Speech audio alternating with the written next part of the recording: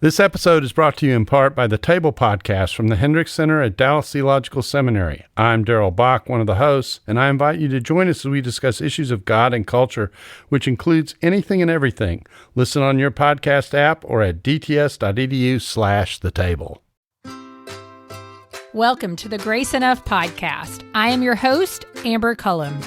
And this week, I sit down with my local pastor, Andy George. I wanted to have a conversation with the pastor to discuss what has it been like leading during the last year of this pandemic. So Andy joins me and we chat about challenges that he and his staff have faced during the last year.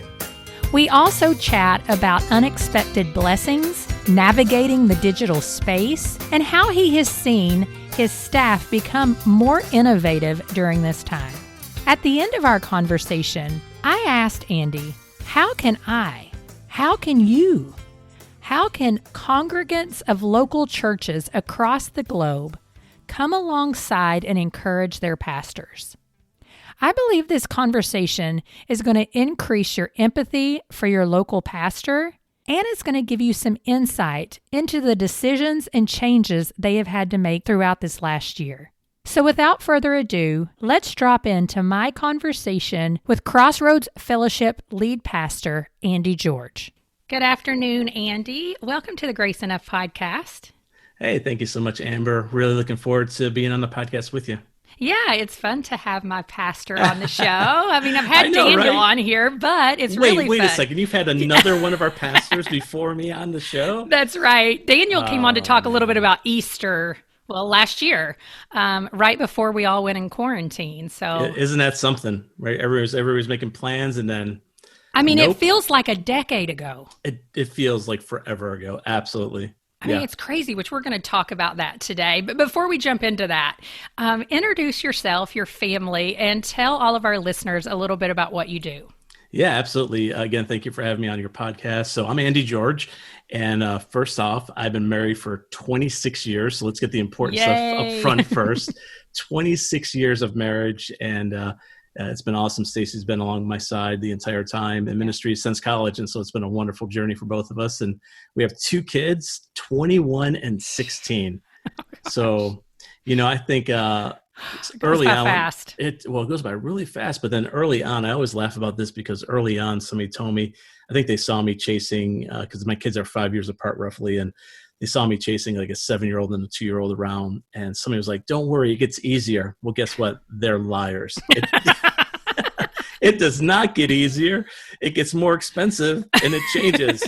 But they're awesome. So we got a great family. And, like everybody else at the time of this recording, we're in the middle of doing school at home, both for college and high school. So we're figuring that out together. But so married 26 years, been in full-time ministry for that same amount of time for 26 years. Wow. And spent 11 years up in Ohio as a youth pastor at 2 wonderful churches in Ohio.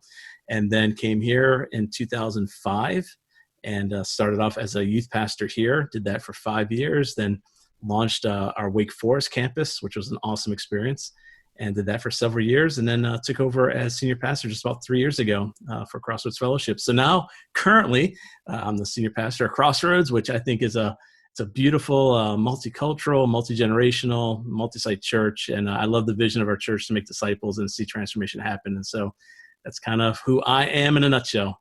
Yeah. So where did you go to seminary? Because you're from Ohio, right? No, I'm actually from Niagara Falls, New York. Okay. Yep. Okay. Yep. Born and raised there my whole life. And then I went to Valley Forge, which is now the University of Valley Forge outside of, Valley Forge National Park outside of Philadelphia. So I went there. That's where I went to seminary. That's where I met Stacy.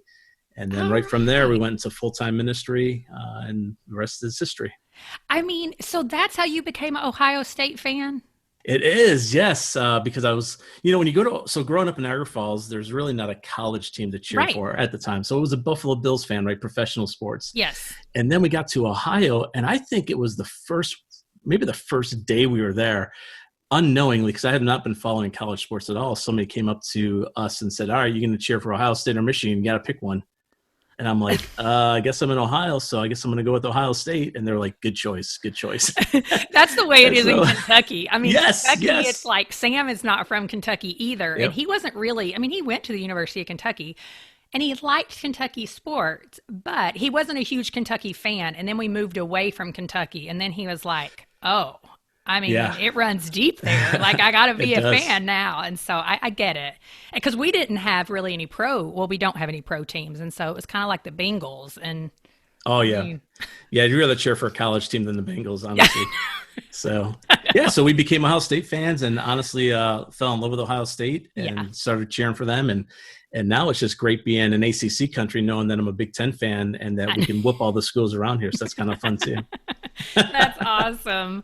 Well, we'll move on to the topic Yeah, at yeah. hand because I can chit chat forever. I know, but right? We may be interested, but I don't know if anybody else is. And so we are coming up. By the time this episode comes out, we'll be coming up on a year of the pandemic. With that said, that means that you are coming up on a year of leading a church in a pandemic. And so tell us, how has your life and ministry changed as a result of the season we're in now? Yeah, so like everybody else, we experienced an abrupt change. It wasn't just a slow, gradual. It was literally, hey, we think there's a virus that might be coming to the States, but it's on the West Coast. May or may not come this way, nothing to panic about. And it felt like, and I don't know the exact timing, but it literally felt like it was a week, Mm-hmm. almost like a week. And all of a sudden it was like, we might have to start rethinking what we're doing here and rethink church and rethink everything. So I say that because I heard early on these two terminologies that I've been using nonstop. And it was the question, is this a disruption or an interruption? Hmm. That was the best I heard anybody kind of phrase, what are we going through? Is this something that is just an interruption, meaning it's just going to be like this for a few weeks and then we're going to get back to normal? Or is it a disruption? And early on, I feel like we all thought it was an interruption Mm-hmm. because we were still getting ready for Easter, as you already mentioned. We were getting ready for Easter, and we thought, hey, just in a few weeks here, we'll be able to have service and Easter, no big deal. So it's just a little interruption. And then real quickly, we realized that this is a major disruption, meaning that there really isn't a reality of going back to the same as it used to be. Yeah. So as I think through my life with kids, right? My son's a senior in college. My daughter's a junior in high school. It's completely disrupted their life. It's Mm-hmm. disrupted our life. Oh, by the way, we picked up a foster baby Yes. from the hospital the week of the shutdown. So we did that. I remember Stacy going to the hospital because you were only allowed one person in there. And she comes home with this newborn baby that we've had in foster care for 8 months on top of all that. And so it's been a very interesting season for us. So I think that the way that I would describe the change during this time is that it's a complete disruption as what we're doing. Mm-hmm. And honestly, we've been navigating through how to do church in a hybrid model. I think that's the other part of it. The change has been prior to COVID, we had Sunday morning in-house, in person is kind of your main deal. And I would say that was probably true for the majority of all Mm-hmm. churches. Then all of a sudden you no longer had the in-house and you had just online. And now all of a sudden we got both. And so how to navigate through both of those well is also a change because we at Crossroads, we've had an online service before, but we really haven't had an online campus until recently. And so it's just really changed the game in a lot of ways for us in that regard. Yeah, I mean, and it's so interesting because I know exactly what you're talking about. I can go back in my mind so vividly and be like, yeah, we were cruising along in school to the point where I even said to Kara, I was like, oh, yeah, book that trip to New York. It's going to be Yep. fine. This is not going to, hurt anybody. It is not, you need to book it. And she booked it. And then like a week later, I was like, I'm so sorry. I'm so sorry. Yeah. I did the same thing to Mexico. I was supposed to go down to Mexico to do some training and I booked my flight. It was in May and I booked my flight. I think it was in January, February, knowing that there was this virus out Yeah. there, but thinking, oh, that's no way going to be here in May. And then sure enough, I'm canceling my flight to Mexico. I'm canceling all these other trips. It changed everything. Yeah. Well, what have some of the biggest challenges been for you as a pastor of, a fairly large church, but really for any pastor? Yeah, I think the biggest challenge for me, and I could even probably use the word frustration and even a little bit of discouragement for me, is I very much am a planner. I've always have been. I like to plan ahead. In fact, by now, I would already have 2021 already planned in a normal year. So Wow. typically by September, October, I've got the whole next year planned with all my sermon outlines as far as what I'm going to preach on or what I'm going to do. even the church calendar, and all the things. We start setting our goals. I mean, everything. We start setting everything. And the challenge for me and the change has been, I don't even honestly can tell you what's going to happen next week sometimes. Right. And that's really hard for somebody that's a planner and somebody that's trying to be a vision leader, which it's hard to be a visionary leader when you have, you have no idea what's going to happen in a week from now or 2 weeks from now. And, and all you can do is kind of put your best case forward, your best guess, because you still got a plan. So I think that's been one of the biggest challenges. I think the other one is knowing that every decision we've made since, I guess, March, every decision, whether it's opening the church or not opening the church, whether it's opening the church and then having mask or no mask, whether it's opening the church and having some ministries back, but not all ministry back, all those decisions have ripple effects everywhere. Yeah. And I think the big challenge that I'm facing, I know our staff are facing, is that we feel in almost every category that we're in a no-win situation. I mean, just in ministry, ministries like that anyways. Yeah, because you're working with people, right? So you're never going to please everybody. So we always know that, but it is just, it is heightened right now. And every decision, you got not just a few people, you got like half people that are like for you, and you got half people that are angry with you. And it's been like that since March, honestly. And that wears on you. I can see it in our staff. I see our staff wearing that pressure all the time of really prayerfully trying to make the best decision we can with the resources we have, the people. And granted, I know people don't know behind the scenes of what we have, what we don't have, what we can and cannot do. They just assume like, hey, open it up. And so that's been a big challenge across the board. And I think the final one that all ties together recently has been volunteers. That's the biggest challenge, because you got people that want to come back, but you need volunteers to run kids ministry and everything we do is pretty much volunteer based. And so it's that tension of opening and then not opening, and then how do you get volunteers who feel safe enough to come back and who actually wants to come back. And so that's always the big old challenges we're facing. Well, and when you talk about volunteers too, particularly in kids ministry, it's almost like you're having to teach them a whole nother level of this is what we need to do between services. And so there's a lot of layers to that it's hard to think through. It is, and even the best case scenarios, because when the virus first started hitting and we knew that we were in basically you can't come in person mode, as we started to look to the future, we actually came up with about 4 plans of reentry. And we worked on them for months because we kept changing them. And, even with our best plans, you come back and you say, hey, okay, we got good protocols in place. There's safety protocols. It's the ratios are there. It's still, you just still need people to believe that. Yes. To actually be willing to step back in there. And so it's a big challenge for us. Yeah. Well, and the reality is that even though there are all these challenges, there are unexpected blessings too. And I mean, I think even if it's not just in the church building, you can see it sometimes in your congregants. And so what are some of the unexpected blessings that you feel like that you have experienced, personally and as a church?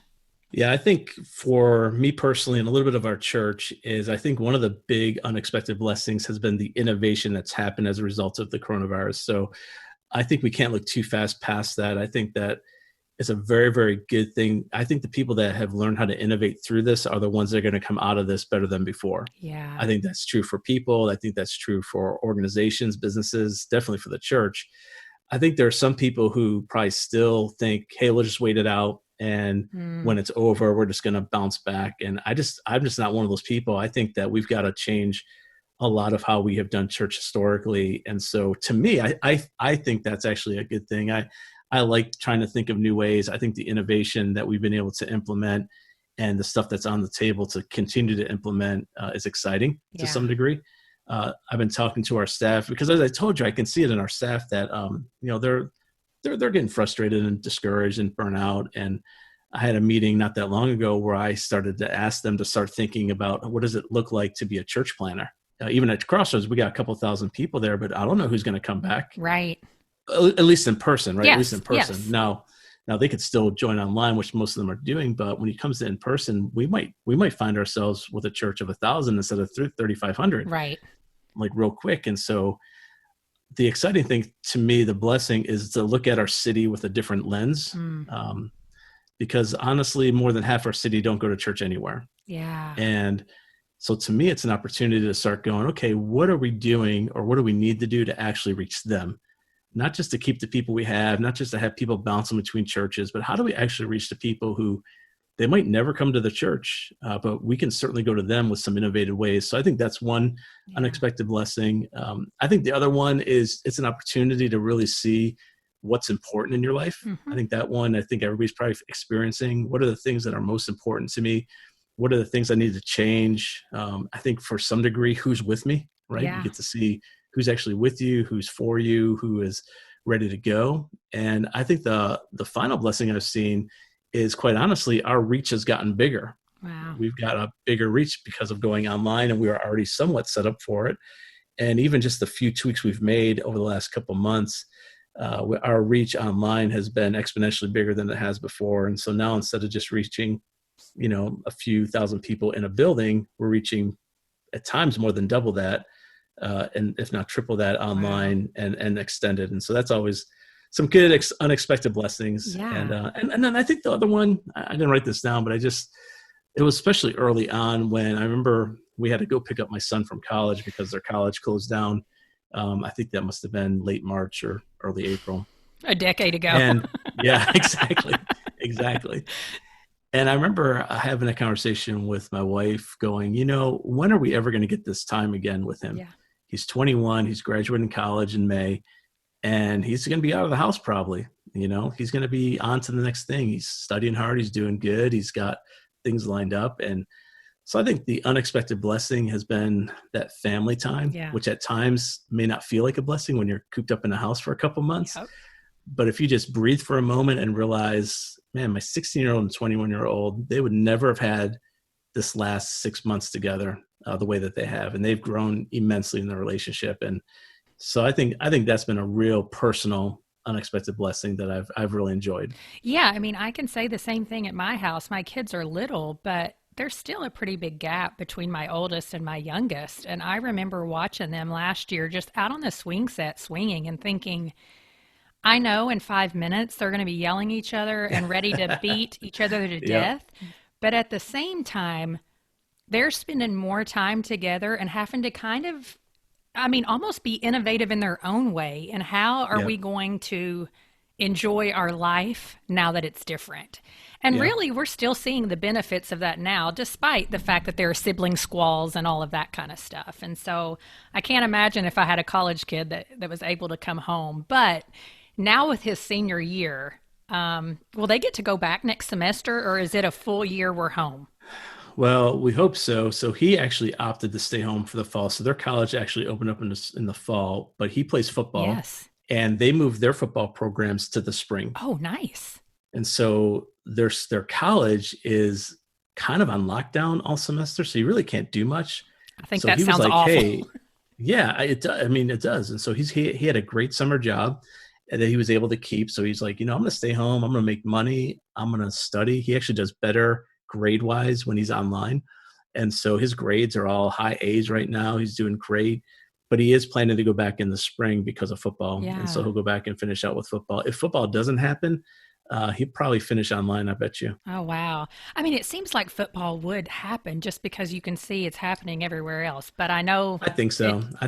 Are you, I'm sure, hoping that it happens as well for your sake and for him? It's just senior year.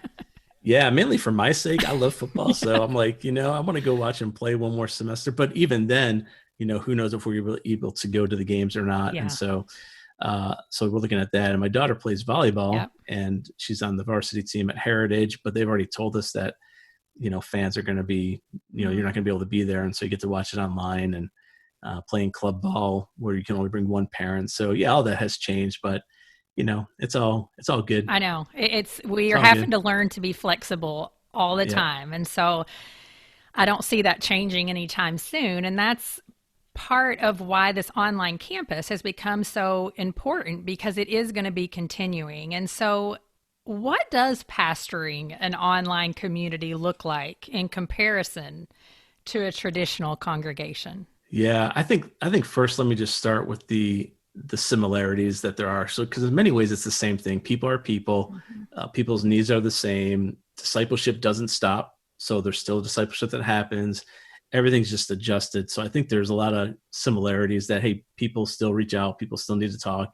Obviously, most of our meetings have been through Zoom and FaceTime, and counseling has really changed a lot to where a lot of it's virtual, and leadership development and connection of new people, all that is still very much virtual. But I think the biggest change in comparison is kind of similar, is that you really just don't see people as much. Yeah. You just don't see actual people like in person. And in ministry, where it is fully relational, I mean, it's full on relational, to go from roughly March until I guess it was July without having anybody coming to the building for anything, and you couldn't really go to anybody. That was very strange to do ministry that way, because like I said, Sundays keep coming, ministry doesn't stop. People are in the hospital, babies are being born, people unfortunately are passing away. Yeah. There's marriage counseling, there's just overall stuff that people are carrying, and you still got to figure out how to do that. And so that has really changed. So I would say that the way that we counsel people, the way we meet with people, the way that we develop people and discipleship, all of that has changed. It's no longer just at the building. So I think that's one big one. The other one is that it's created more of a 24/7 ministry than before, which is good and bad. That sounds exhausting to me. Yeah, it's exhausting. Like even, when we were all working from home, you're working from home all day.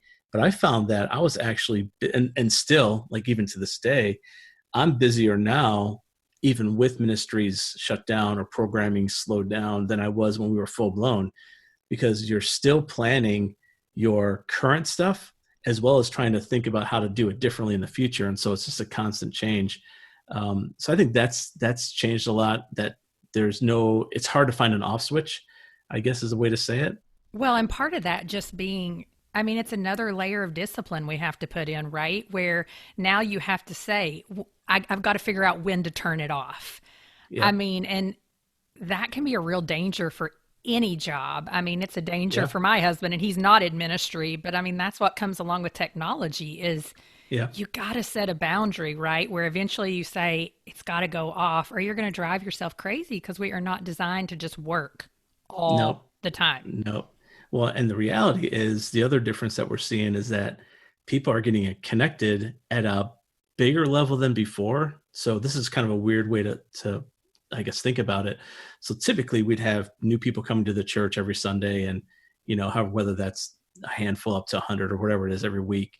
But now, because of the reach of the online campus, you've got people connecting from across the country, and quite honestly, from other countries as well. So now we're trying to think of, okay, God's put them here for a reason. We can't ignore them. Right. Like we got people in the Northeast up in, there's a cluster up there in the Northeast. We got a cluster out in Arizona. There's several down in Florida. We got Bahamas and Mexico, and we got overseas, and we got all these like we got people watching from everywhere. But now we're starting to notice that there's clusters. And I noticed this last week that somebody from Arizona is now hosting watch parties for Crossroads at their location. And so you can't just ignore that. So you've got to figure out, okay, well then how do we actually help them? How do we train them? How do we make them disciples? Because they can be disciples in their city, and they can see transformation happen in their city. And so how do we actually help them do that? So that's also a very, very different thing. So the overall discipleship, follow-up, connection, and our connection, believe it or not, over the last several months especially, has increased exponentially just by a few tweaks we've made with the online campus. A few tweaks with the way that we have people connect with our moderators, with our MCs, the wording that we've done. We made a big shift in the way that we're doing Sunday morning, which for Crossroads people, I think it upset a lot of them. But here's the thing, it absolutely exponentially increased our connections, salvations, follow-up, everything that needed to go up went up.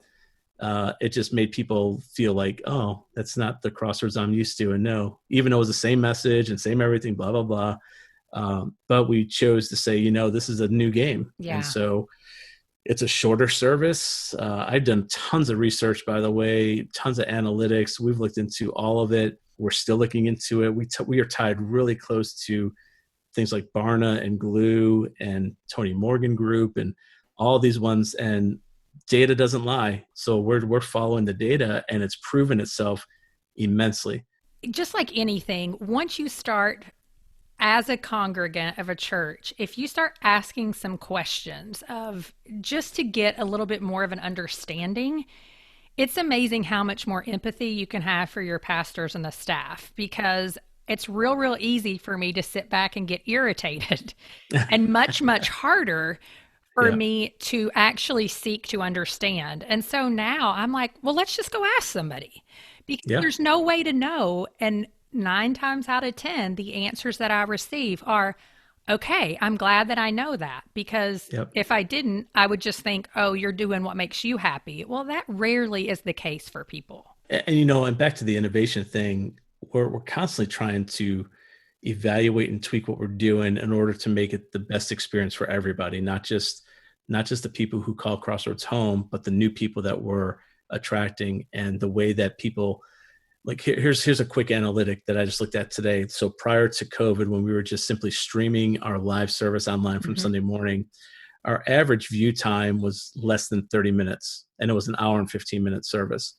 So we've tweaked a few things. We're doing some pre-recording, some live, some mix, very targeted, very focused. And I just saw it today. Our average view was 45 minutes, I think. Yeah. And the service is only 50 minutes. So people are watching the entire thing. Our numbers have gone up. Everything has gone up in the right direction. But, it's a price to pay a little bit too, because you don't want to make people who can't go to Crossroads feel isolated from it. Right. And the side that I got to guard is just a flippant response of, but you can come to Crossroads. Yeah. Like, you don't have to watch it, because we didn't make this shift until we were back. That's right. Because we made the shift when we were back, because we started noticing, for example, another stat is millennials. If all you do is stream your own Sunday morning service, they've noticed an immense drop off of millennials going to your church. But if you make something specific that's online friendly, the numbers go up. And that's the same thing across the board. And so when we started doing that, of course, we get feedback, and then I'll say this way: I've gotten a bunch of emails from people. I respond to every one of them, and I've gotten not one response back. That's frustrating. Yeah. So there's a lot of stuff that we're dealing with that we're like, hey, we're trying here.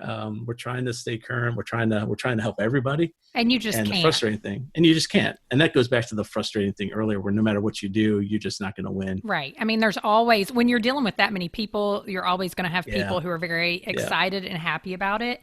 And people, and then I hate to say it, but some people, no matter what you do, are not going to be happy. Yeah. Sometimes people just look for an excuse to leave, or to grumble. Be angry or grumble. And and we understand. It's kind of like when people drive past you and you cut them off, or something happens, and they kind of go off on you, and you realize, okay, I'm not the problem. They might be having a bad day. So we always try to give grace extended. But the difference is, recently we just moved our online, or our starting point, which is traditionally our membership stuff. Yeah. It's totally virtual now. So it's all moved to online. It's going to get released in a few weeks at the time that we're recording this. And so that's another one of those kind of neat things where it's, whether you come in person or not, it's still going to be virtual. It's going to be through Right Now Media. It's going to be on Right Now Media, and you can walk through it. We had videos created and content delivered. So, there's things like that are just kind of a really neat thing that we're holding and looking forward to. That's awesome. Well, what is one of your greatest fears for your congregation, as we just continue to not really know what the next year, dare I say 5 years holds? Yeah. I think just what I'm seeing and feeling is, and I've spoken on this recently, is apathy. My biggest fear for our congregation is they're just going to get apathetic, that they just have gotten so used to not attending church in person. Mm-hmm. They've gotten so used to not being in a small group life. They've gotten used to not, continuing in their discipleship path, that I think that the fear of what's happening in the world and all that goes with that, whether it's the virus or everything else that we're dealing with in the nation, that people are just kind of getting used to just, I guess I'll just stay home, and I guess I'll just attend 10 different churches instead of getting plugged in at one. So I think church hopping, just not connecting at a deeper level. You can do church at home for sure, and we all have, and a lot of people still are, but that's not really community. It just isn't. And I don't care how you try to want to spin that. It's not community, and it's not the way that we're meant to be. We're not meant to just stay at home and just watch church online and just attend a couple virtual things. There's just something more powerful about getting together and worshiping together. Mm-hmm. And so my fear is that even after this, because this will pass Yeah. in Jesus' name, Yes, please. this will pass, that I think we've seen an apathetic. And then I think the other terminology I would use is just this whole consumer mentality.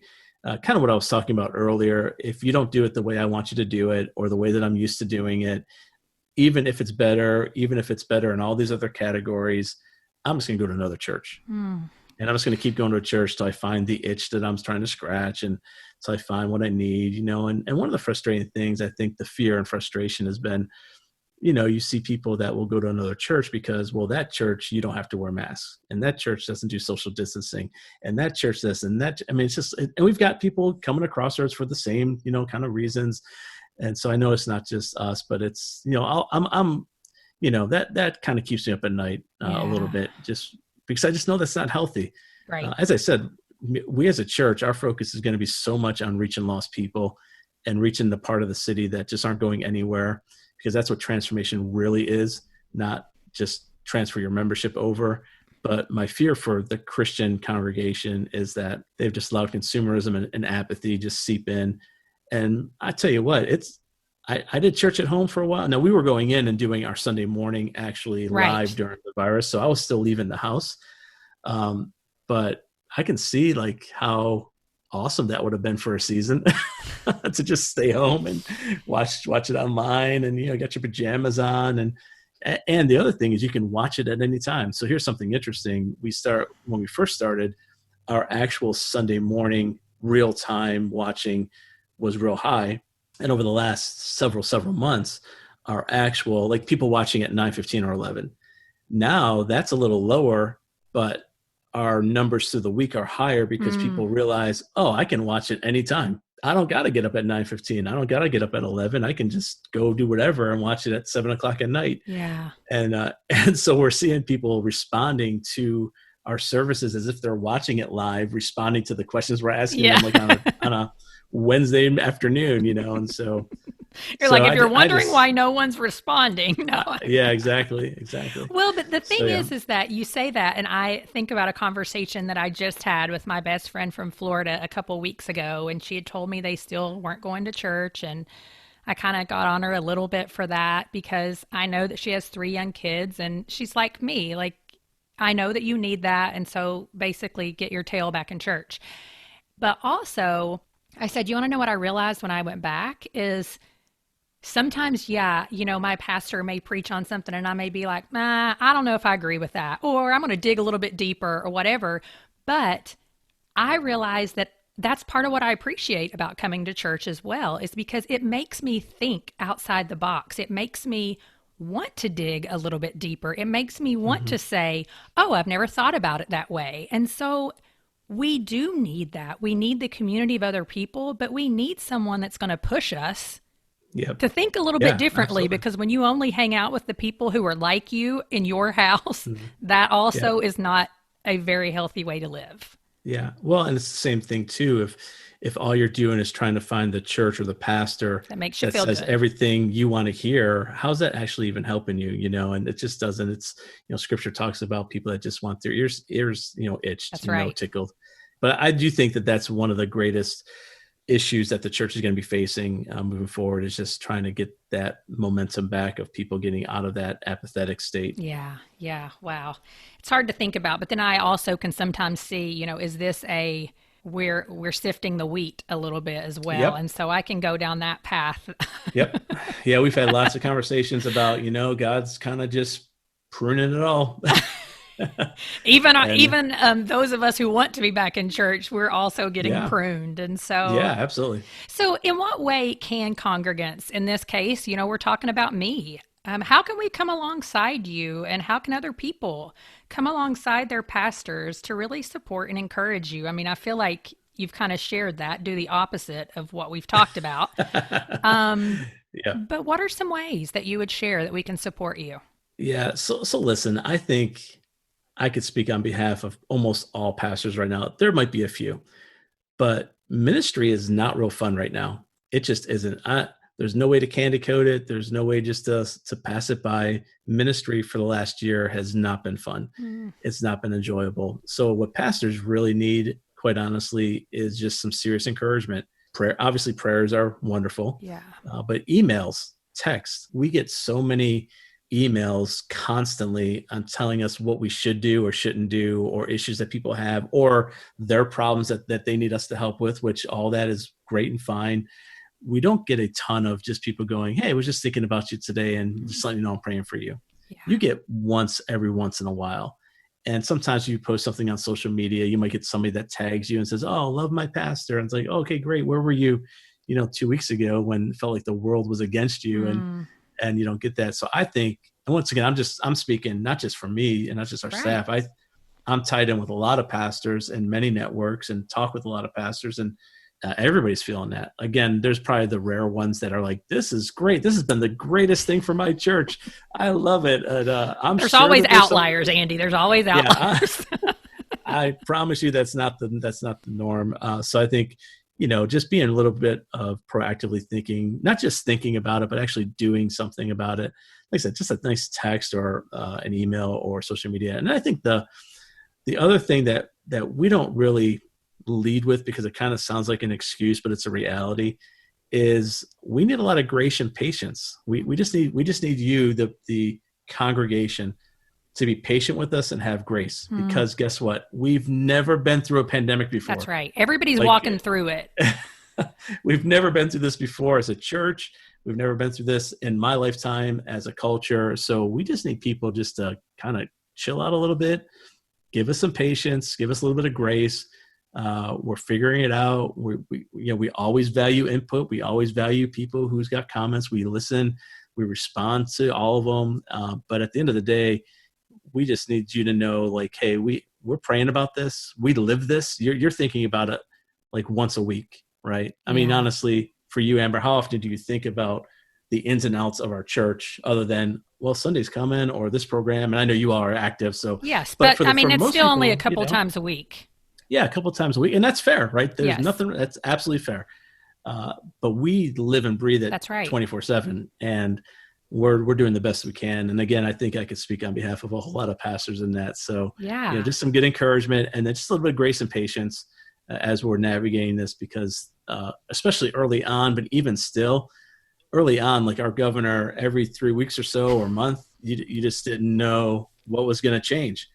And so then you'd wait, and then things change. And then at one point we went from like whole numbers to half numbers, like that's so true. Like 2.0 to 2.5. Like, what does that mean? Like, I don't know what that means, And so, and then even right now, we're still navigating at times week to week. So there's a lot of things that we wish we could do that we just, and quite honestly, us as a church, we've chosen to take the path that we want to honor and respect authority up to a degree.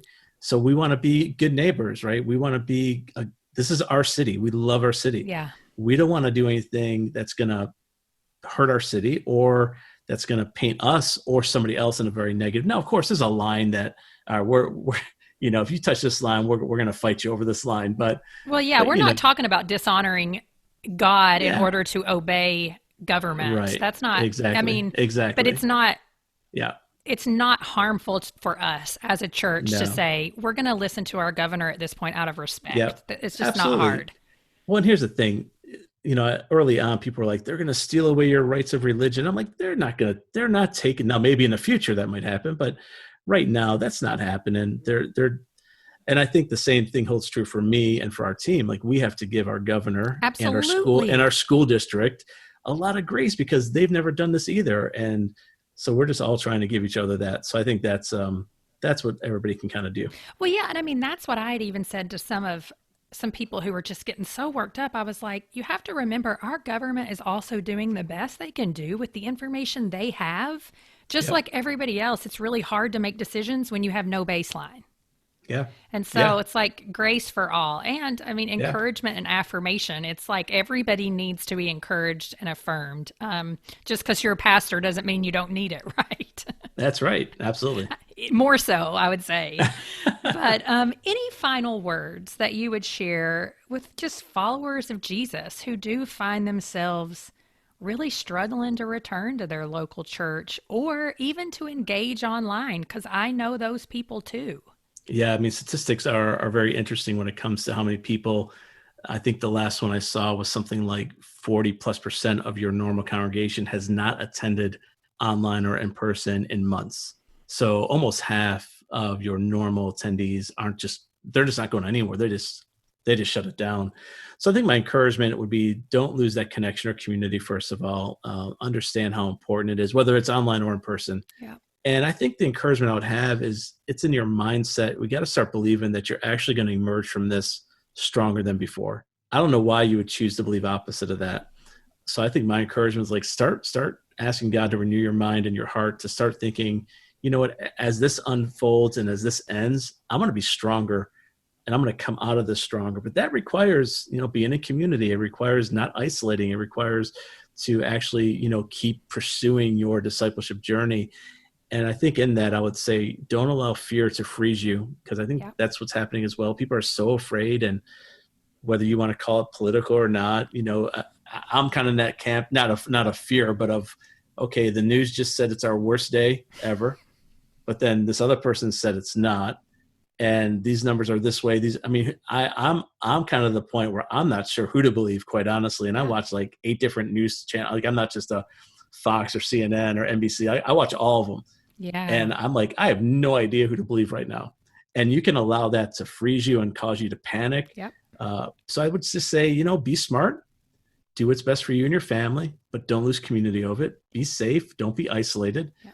And ultimately just keep moving forward. Even if it's just a little step in your discipleship journey, just keep moving forward. Just pick something up, watch something, get tuned into something, just get and stay connected. Don't lose that. And a lot of our pastors have had that conversation with people, really in a confrontational way, to a degree of, hey, why aren't you connecting? Like, what are you doing? Yeah. And I think we all need that at times. And so I think if you know people if you're listening to this and you know people aren't connected, I would say encourage them, like, hey, challenge them. Yep. Why not? Yep. I mean, why aren't you connected? What's the deal? What have you been doing lately? Get moving. Well, and it's like what I say to my kids during this, well, all the time, but during this time, I'm like, listen, this is an opportunity. We are growing our muscles of perseverance. Like, you get to become a lot more perseverant in things as a result of having to push through this. Like, you are going to make it to the other side. And so don't think that you won't. You got to exercise those muscles. They're getting stronger right now. And so, we do. We just have to keep thinking about it in that perspective. And so, Andy, I want you to know that me and my family, we're very grateful for you. We're very grateful for Crossroads and the work that you guys have put in to do things online, to make the shift, to bring us back, and all of the things. Because while we are not in ministry, my husband is in a leadership role, and we know it is not easy. And it requires a lot of sacrifice. So thank you for being here today, and thank you for all that you do for us. Yeah, absolutely, Amber. Thank you for your encouragement and for having me today, and for all you're doing to, keep people moving forward as well. Really appreciate it. So as we close out today's episode, I want to encourage you to write that note, send that text or email to thank those working in ministry to serve you and your family. When you do, will you snap a photo and tag me on Instagram at GraceEnoughPodcast_Amber? If we haven't had the opportunity to connect, I would love to hear what resonated with you from today's conversation. Send me a direct message on Instagram at GraceEnoughPodcast_Amber, or you can email me at GraceEnoughPodcast@gmail.com. See you back here next week when I sit down with the Executive Director of Bible Study Fellowship, Susie Rowan. Thank you for listening to the Grace Enough Podcast. Tune in next time.